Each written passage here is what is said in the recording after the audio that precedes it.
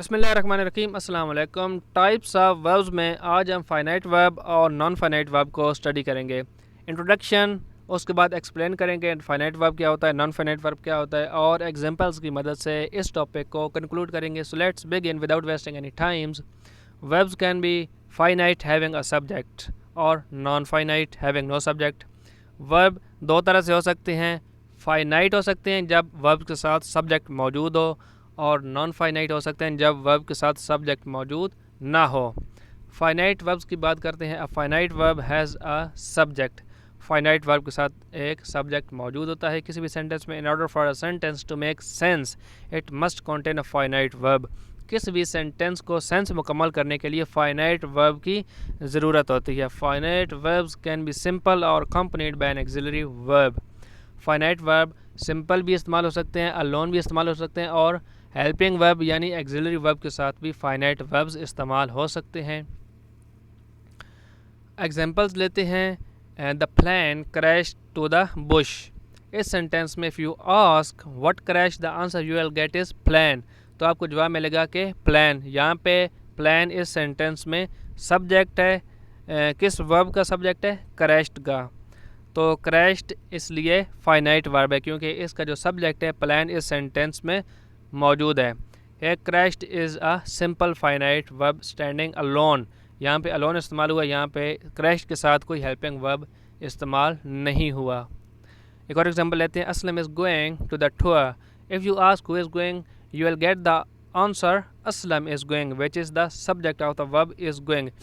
असलम यहाँ पे जो हमारी वर्ब है इज़ गोइंग, उसका सब्जेक्ट है। इस सेंटेंस में भी चूँकि सब्जेक्ट मौजूद है तो ये वर्ब जो है फाइनाइट है। Is going is finite. Going by itself is non finite. अगर हम सिंपल अकेले गोइंग की बात करेंगे तो वो नॉन फाइनाइट होगा।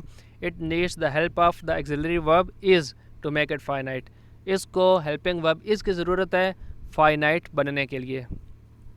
नॉन फाइनाइट की बात कर लेते हैं। Non finite verbs do not have a subject. इनका सब्जेक्ट नहीं होता। If you ask the question who और what did the action you will get no answer.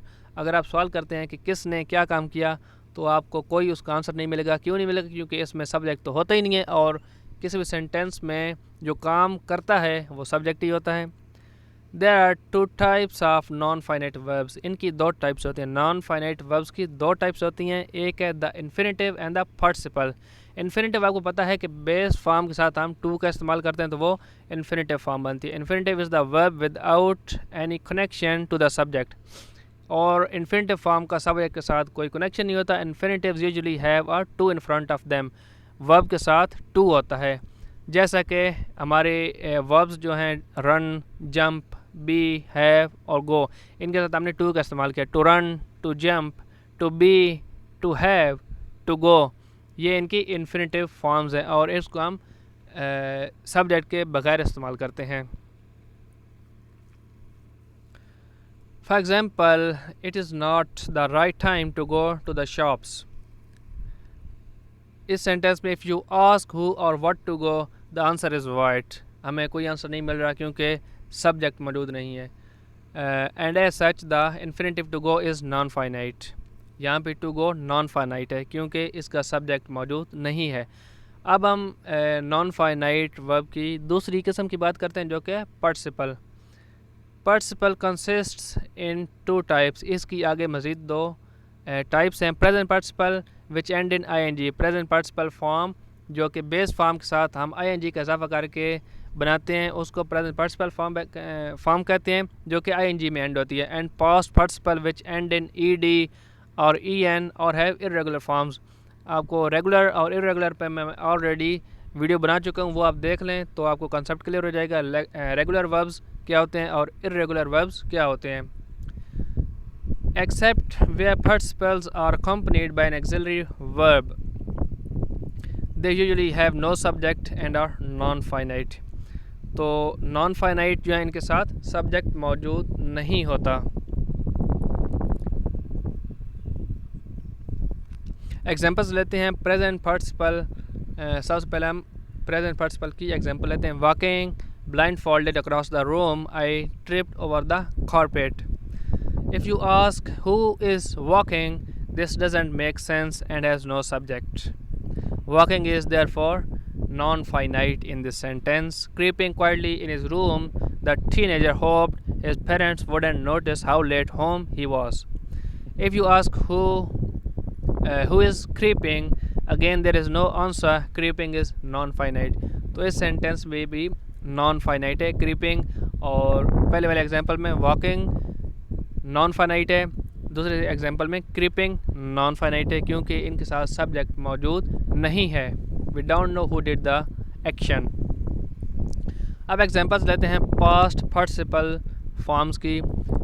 Non finite में हमने पढ़ा है कि दो होती हैं, इन्फिनेटिव और पास्ट पार्टिसिपल. तो पास्ट पार्टिसिपल की अभी बात करते हैं. एग्जांपल लेते हैं हम. Written on the wall in big letters was a sign saying no trespassers. The car was a wreck crushed by a falling boulder.